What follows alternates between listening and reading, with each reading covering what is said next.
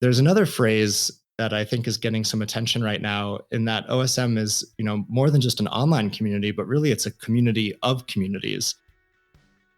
Welcome to another episode of the Mapscaping podcast. My name is Daniel and this is a podcast for the geospatial community. My guest on the show today is Jennings Anderson. He is a geoinformation research scientist who has spent a lot of time looking at the evolution of OpenStreetMap. So a wee while ago, a significant milestone was passed in terms of the evolution of OpenStreetMap, and that milestone was the 100th millionth change set was uploaded to OpenStreetMap. So I'm reading directly from the blog post now, and it says, this milestone represents a collective contribution of nearly 1 billion features globally in the past 16 plus years, by a diverse community of over 1.5 million mappers. So this is huge. So by now you've probably guessed that today on the podcast we're going to be talking about the evolution of OpenStreetMap. We're going to be talking about the community. Who are these people that are creating all these edits, that are uploading these change sets, and what OpenStreetMap as a project might look like in the future. Hey Jennings, welcome to the podcast. Thank you very much for doing this with me. Really appreciate your time. Today, we're going to be talking about OpenStreetMap. Perhaps we could start with just a brief introduction. Who are you and how did you get involved with OpenStreetMap? Yeah, my name is Jennings Anderson, and I'm a geoinformation scientist, and I've been researching the evolution of OpenStreetMap for the past 7 years or so. I was first introduced to OSM at the beginning of graduate school at the University of Colorado Boulder. This was back in 2014, and I was looking specifically at humanitarian mapping in OSM. This was around the time that HOT, the Humanitarian OpenStreetMap team, was introducing the version 2 of their tasking manager, which helps people better coordinate humanitarian mapping in OSM. Humanitarian mapping is when hundreds or now thousands of mappers converge on the map and create data in response to humanitarian relief. I really dove headfirst into the analysis at the time, looking at the response to the 2010 Haiti earthquake and Typhoon Haiyan in the Philippines in 2013. In doing so, I learned that there were a number of tools available for working with OSM data to make a map. But when it came to data analysis, specifically looking at the full historical data set of OSM, there were far fewer tools available. And it was really then that I discovered that OSM is so much more than a map and a database. It's really a global community of mappers. Questions about OSM, how it's evolved, go so much deeper than just looking at the features on the map, such as the roads or the buildings. It's really about the community. And so I take what I came to call a contributor-centric approach to OSM analysis, as opposed to a data-centric approach. And this includes questions that stem from how many mappers are working on the map, when, who they are, and what types of changes they're making, as opposed to just questions about how much data exists or does not exist in that region. I've kind of said before, when it comes to OSM data quality, it's not necessarily a question of, is the map of an area good enough? It's when will the map of an area become good enough for whatever use case one may have. With thousands of mappers making millions of edits every day, the map is really only moving in one direction over time, and that's improving. I think I've also had some really good timing. Many great folks all around the world had similar questions with regards to OSM data quality. We were all developing approaches to some of the same questions in parallel, and then meeting up at conferences to discuss the challenges and the successes that we were having. So fast forward about 6 years, the title of my PhD dissertation was Contributor-Centric Analytics for OpenStreetMap, Approaches to Full-Stack Metadata-Driven Analysis Infrastructure for an Open Geospatial Data Platform. I know that's quite a mouthful, but all that is to say that I've been studying OSM for a number of years now and have been very fortunate to have collaborated and continue to collaborate with companies like Mapbox, Development Seed, Facebook, the Youth Mappers organization that supports thousands of student mappers all around the globe, and researchers at the Heidelberg Institute for Geoinformation Technology, as well as many other academic researchers in this growing domain of OpenStreetMap data analysis. So that's what brings us to today. And thank you very much for having me on. That was the most amazing in-depth introduction that anyone has ever given on the podcast. Congratulations. And thank you very much. I think I'm going to have to go back and listen to this again just to make sure that I got it all. A couple of things that really, really stood out for me there. My next question was actually going to be like, what is OSM? But I think you answered it. You said it's more than a database. It's more than a map, it's a community. And then you talked about this need to understand what was driving the community, who is the community, why are they doing what they're doing. Maybe we could start off there. Why are they doing what they're doing? Who is the community, and how do you know? Yeah. So OSM's been around since 2004, and it was initially started as a substitute for official, hard to obtain spatial data. And so Steve Coe started it as a student at University College London, and then the project really just kind of took off. People come online and contribute local knowledge, or any other spatial data that they may have and know about, and it's grown now to over 1.6 million contributors have ever actually edited the map, which I think is just an incredibly impressive number. There's another phrase that I think is getting some attention right now, in that OSM is, more than just an online community, but really it's a community of communities. Patricia Solis has been talking about this term in some of her work. And what I mean by that is we have the humanitarian mappers in OSM, people who are focused on contributing data from a humanitarian perspective. We have the hobbyists that have been around for years, contributing very specific, niche knowledge here and there. We now have a large community of corporate actors who are contributing data, presumably in relation to kind of their corporate interest and their data use case. Local communities all around the world, local chapters. It's impressive how OSM really is a little bit of everyone in the map. I just want to make sure I've understood this. Earlier in the conversation, we talked about a change set, and we've also used the words editing quite a bit. Are they the same things? Is a change set a single edit? Is it a group of edits? Well, could you just define that for us? Certainly, certainly. In OSM, there are three types of what they call OSM elements. You have nodes, which are just your points; ways, which is basically a line, right, a collection of points; and then relations, which kind of are a collection of nodes, ways, and more relations. And so a node might just be like a drinking fountain or a statue. A way would be, say, a road or a building. And then a relation could be, the collection of all the ways that make up a country outline. And so each of those elements, an edit to any one of those single pieces, would be considered a change to the database. That would be an edit. And a change set is kind of the logical grouping of all the edits. When someone's performing edits in OSM using whichever tool they might be using to do these edits, the most popular, especially among newcomers, would be the ID editor, which is just built right into the main website. And you can go in there and you can make a whole bunch of changes to these OSM elements. And then when you press save, that will submit what we call a change set. And the change set can have some metadata with it: the time it was created, who the user was who made these changes, as well as, you can put hashtags and comments to let other users know, other mappers know why you made that edit or what imagery you used to make that edit, et cetera. And so that then helps, analysts further down the road know what was happening there in the map when that edit occurred. So in other online communities, if we think of Wikipedia, for example, the Wikipedians need to come to a consensus and agree on something before it gets published to Wikipedia. Is this the same thing that's happening in OSM?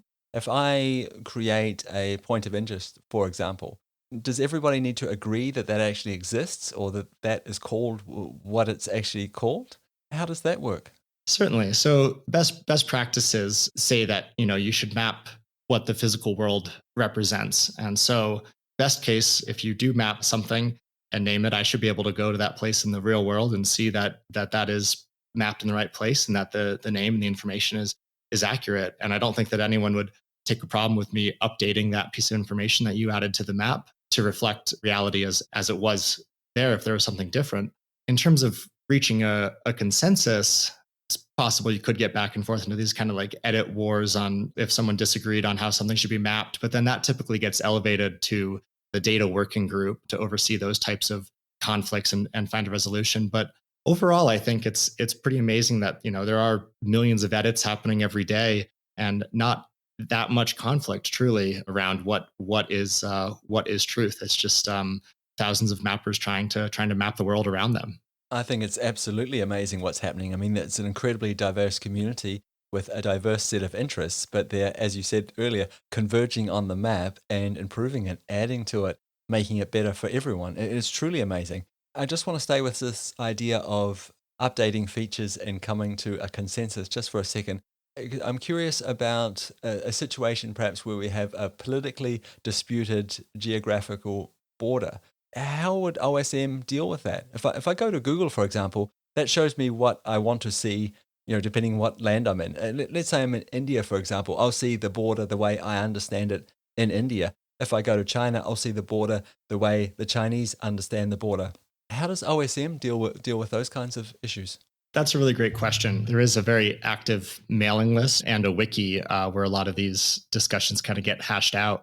One of the more recent examples would probably be the borders in Ukraine and Crimea around some of this work. And it definitely does kind of come to community consensus based on the discussions on the mailing lists, as well as, when things get really problematic, they do get escalated up to the data working group to kind of make the final call. But these are people that are kind of chosen by the community, and that's not necessarily a single person's decision, and those decisions get made with some level of community agreement and definitely just get hashed out across the mailing list and wikis.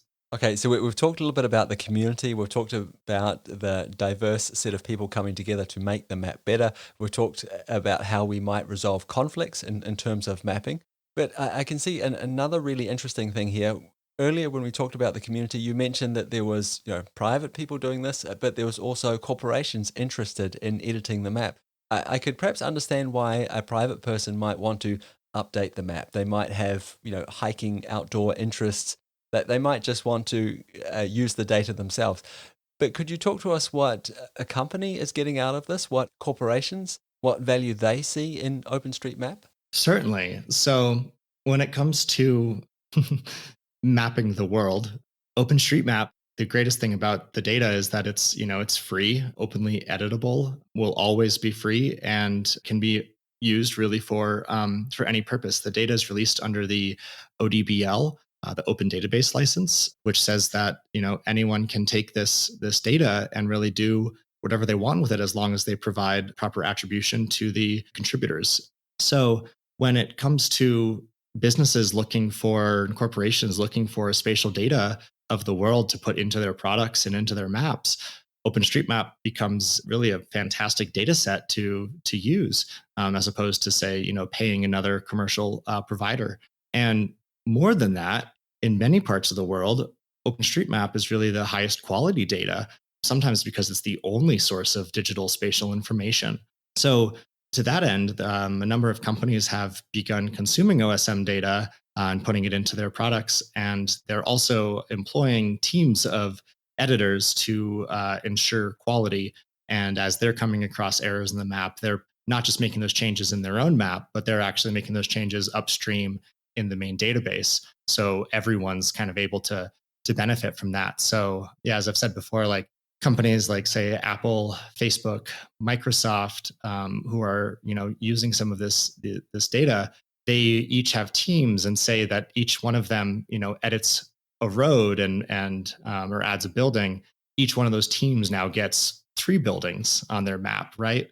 As opposed to just doing this work individually. So it's this incredible site of collaboration among people trying to map the world, corporations alike.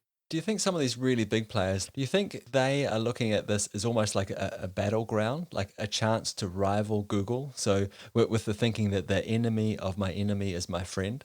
I think that's maybe one, yeah, maybe one way to look at it. That's maybe not too far from reality. I mean, Facebook is now consuming OSM data to power the maps in their products, and their goal with OSM is to make sure that OSM is the highest quality, most complete map data source that they can pull in to give their users the most complete experience. Microsoft, Uber, Lyft, Apple, all the same things. So in that regard, they're choosing to use OSM as opposed to paying a company like Google for that data.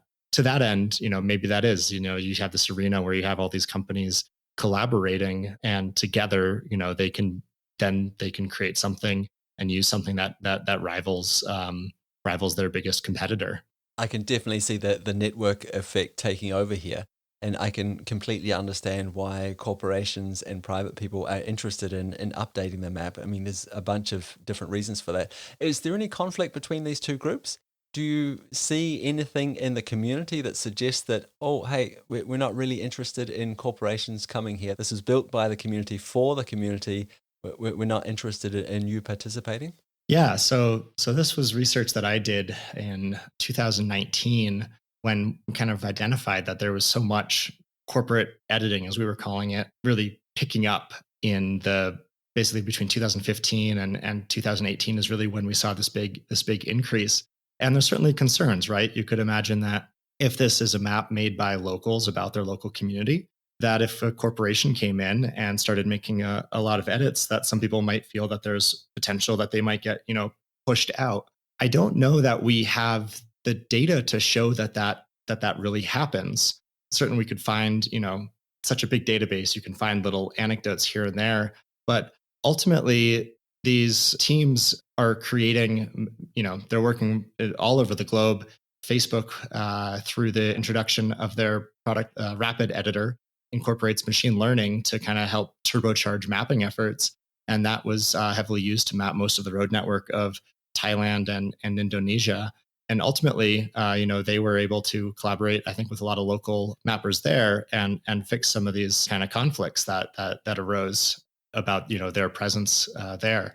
And so, and there is a lot of discussion happening out there. Is this a corporate takeover? The OSM survey that just went out, asked people if they're concerned about these types of issues. And I think that people are certainly skeptical. And I think there's good reason to be skeptical and be aware. But I don't know that the evidence necessarily supports that narrative yet. And so I think it's important to be aware and to really study what's happening to understand what the impact looks like. And that's what we're trying to do.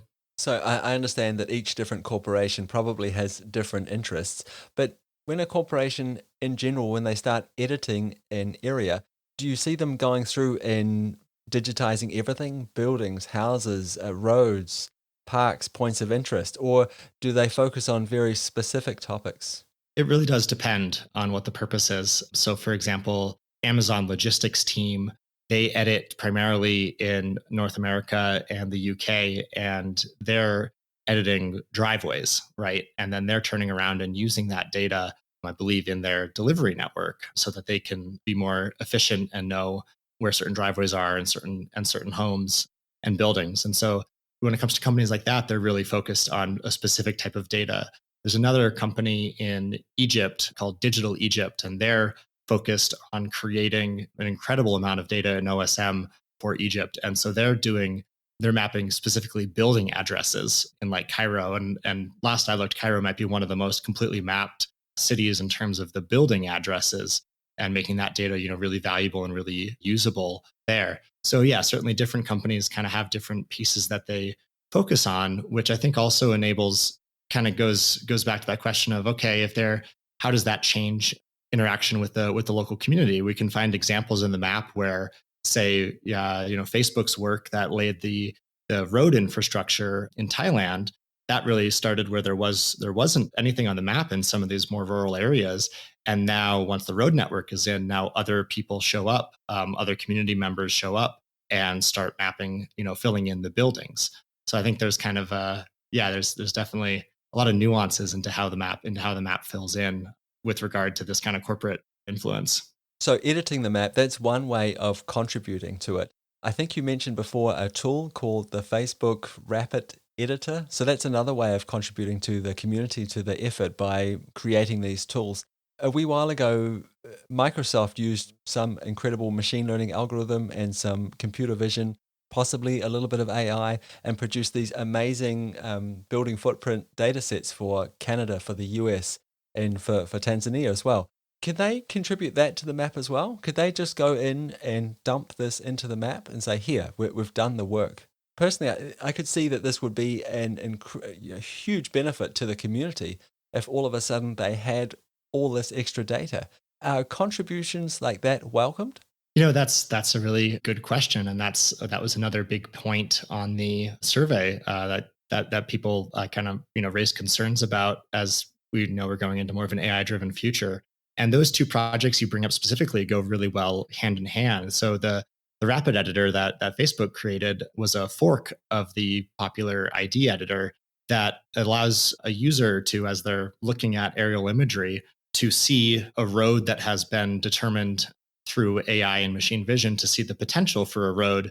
And instead of drawing that road, the computer's already kind of drawn it in there for them. And they then can click that and say, yes, this road is here, or oh no, that's not proper. So in terms of an actual import into the map or that data just automatically going in, that's not happening. There's still a human definitely in charge and being the one to finally click submit. And so the rapid editor actually, now includes that full layer of all those Microsoft buildings. So when you're looking at it at an area, you can choose, okay, show me the Microsoft buildings. And now when I'm going to map a town, I can have the choice to see all the buildings that this AI thought were there, and I can then go click on the ones that, yes, that is a real building. Click, click, click, and then click accept and submit and create that change set, and that is going to just speed up the mapping process by not having to trace out those buildings individually. But it's still not necessarily an automatic ingestion of that data. That would be called an import, and those kind of have their own different regulations and best practices around them. So that's what like a tool like that does. Speaking of tools, though, also Mapbox has been building tools for years around OSM. Really popular one now would be OSM CHA, which is the OSM Change Set Analyzer, which allows users to go in and see what edits have been happening and tag things as incorrect or potential vandalism, et cetera, et cetera. So certainly these corporations and organizations have been contributing tools to the map for a long time, as well as data and imagery, right? I don't know that we would even have OSM in its current form if we didn't have companies like Yahoo and Bing making openly available aerial imagery as early as like 2007, so that people had something to digitize to really grow that map. So again, just these nuances of long time corporate involvement in this project to really make it such a success. You talked about vandalism before. So, we see attacks on the internet all the time where people, for whatever reason, decide they want to attack a website, a server, something like that. Have we ever seen anything like that with OSM, where people have purposely sought to vandalize it, to disrupt the service? Unfortunately, yes. There has been some, high profile cases that did make the news, and those have been very unfortunate. Overall, though, the vandalism, explicit vandalism, I think is far less common than kind of accidental vandalism or poor quality. One example would be Pokemon Go. It was found that Niantic was using OpenStreetMap data in terms of how they were producing some of the Pokemon that people were going out and collecting. And so people were then going in, and I believe they were drawing like ponds in OpenStreetMap in their backyard so that more of these like waterborne Pokemon would spawn in their backyard so that they could go catch them.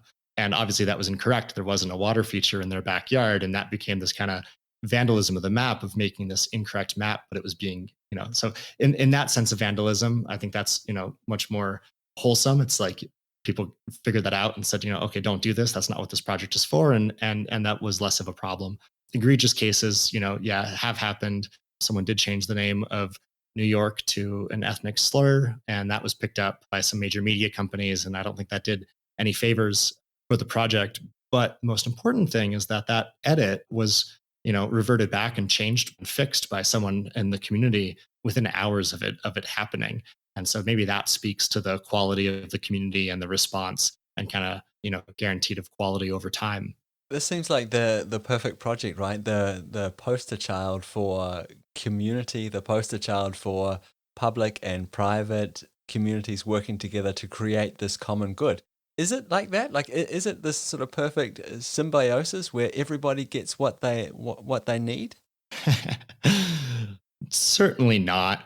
I think that there are a lot of really feel good aspects to the project, and the success is amazing to witness, but there are a lot of definitely challenges. Diversity and representation in the map is a huge problem, and this has been acknowledged as a major problem that the board needs to be addressing, and they're trying to take the first steps in addressing some of these issues and representation. The mailing list, if you follow that a lot of these issues get brought up there, and there's a lot of disagreements around that. So yeah, word of the hour is probably, the nuances of OSM. But overall, I think it is a fantastic example of it is still very successful and it's growing every day. It's continuing to improve. New users are joining every day, and the world is getting mapped. To that end, absolutely, but there's certainly a long ways to go. I just want to be clear here. I am a super fan of this project, and I'm definitely not looking for conflict where no conflict exists. I'm just curious, that's all. You mentioned before diversity and representation. What do you mean by that? Are we talking about different cultures being involved in creating the map? Are we talking about different understandings? Are we talking about different cultural physical objects, geographic places being mapped and named in an appropriate way? What are we talking about when we talk about diversity in the map? Sure. I'm speaking specifically about diversity in the community. And so, gender diversity, racial diversity, it's definitely a Eurocentric project in that that's where it started and where it really took root. The largest community is the German community, and then I believe the kind of the United States community, because it's such a large area, just by number of mappers. And that becomes the question of, okay, is this just if you have this Eurocentric domination in the makeup of the community, is that going to be reflected in what gets mapped? I don't think that's necessarily true, that will necessarily create that, but I think that obviously creating a more diverse mapping community around the world is going to create better opportunities for local data, et cetera. And so that's certainly happening. And it's been amazing to see, like, the State of the Map Africa, for example, has been an annual conference now that's been running and focused on the mapping that's happening in Africa, many local communities, local chapters. So this is great to see that this is definitely improving, but to say that that there's equal representation within the community isn't accurate. But I think that we can, always be striving to get closer to equality there. What would be a showstopper for OpenStreetMap? Because back in the day, Yahoo was the internet for a while there, and then Google took over as being the gatekeeper. Is there anything out there that sort of rivals OpenStreetMap at the moment? Hmm. The biggest rival in terms of data source would be, Google Maps, and they're going to continue to grow. But I think the rate at which OSM is growing and its price point of, free is always going to be able to rival that. I see that as maybe the largest, data wise competitor, but I don't know that there's, another open geographic data project that would threaten it. If we change the way that we, use and consume spatial data, that could kind of change, but I don't see anything on the horizon around that. We still just need spatial data for the whole world. When I think about free, like free can be a lot of different things. It can be, here today, gone tomorrow. It can be unreliable. It can be not necessarily not a standard product, for example. That's one thing that free could be. Do you think OSM suffers from that? Does it have a branding problem sometimes when, it's from OSM? I remember back in the day when I was at university, for example, if I referenced Wikipedia, it is an amazing source of information, right? But if I referenced it, I remember my professor saying, "Oh, I don't know if that really counts to reference Wikipedia." Yeah. Well, so in terms of the longevity of the project, that was just voted, I think, the most important role of the board moving forward is security of the infrastructure and forward thinking in terms of, yeah, what the next steps are to keep the project alive. And so there's definitely a big focus on that. So in terms of here today, gone tomorrow, I'm not worried about it in that regard. I think that there's a lot of great people working to make sure that OSM stays alive. In terms of, yeah, comparison to Wikipedia, I think is so great. And yes, Wikipedia has been, that's been a problem among university students forever, of professors saying, it's a great place to start for your research, but it's not actually, it's not peer reviewed, but in a different way of, the quality of the data there and the trustworthiness. Whereas, yeah, OpenStreetMap is this open data set that's openly editable. And so that's why there are many projects out there to really work at validating this data. And like OSM Cha would be kind of one of the big tools to confirm that. But yeah, at the end of the day, the map's going to represent, what people have put into it. And so there is kind of this worry that it could be vulnerable to some of these larger quality issues. But overall, in a case where you have no data or OpenStreetMap data, having the OSM data is always going to win. So now the big question, what does the future of OpenStreetMap look like? And I realize it's a difficult one to answer. Maybe I should rephrase that. Maybe I say, what are you most excited about when you think about the future of OSM?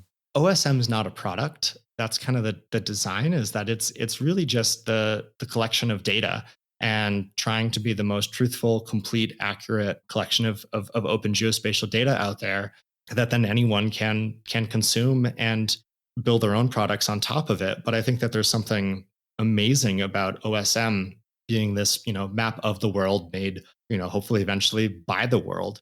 I think that's what I see as the exciting future, is that OSM remains this amazing high quality source of geographic information that's open and free. And that's currently the direction that board is definitely, trying to protect, and that's what's in the database license. And I don't see that that's necessarily under threat or anything right now. So I think that that's really what the future looks like, is the success of this project is in the numbers of contributors, and it's continuing to grow every day. So that's what I see. Eventually, hopefully, a more complete and accurate representation of the world, and this data is being consumed by anyone who can and wants to consume it, and do something hopefully neat and revolutionary and exciting. Jennings, I really want to thank you for your time. Thank you very much for coming along today and shedding a little bit of light on the OpenStreetMap project for us. I really appreciate it. Is there anywhere the listeners can go if they want to reach out to you, if they want to learn more about the research that you're doing? Yeah, my website's probably the best place. That's just jenningsanderson.com. Wonderful. I'll be sure to include that in the show notes. Thank you so much for your time. Thank you. So I really hope you enjoyed that episode with Jennings Anderson. As I mentioned just before we said goodbye to Jennings, I'll put a link to his website in the show notes to make it easier for you to track him down if you're interested. And that's it for another episode of the Mapscaping Podcast. Thank you so much for tuning in again this week. It's much appreciated. As always, you're more than welcome to reach out to me. You can find me on Twitter and LinkedIn. I'm most active there. Or go to our website, mapscaping.com. And you can find me those places. Feel free to reach out to me. I would love to hear from you. Okay, we'll talk again next week. Bye.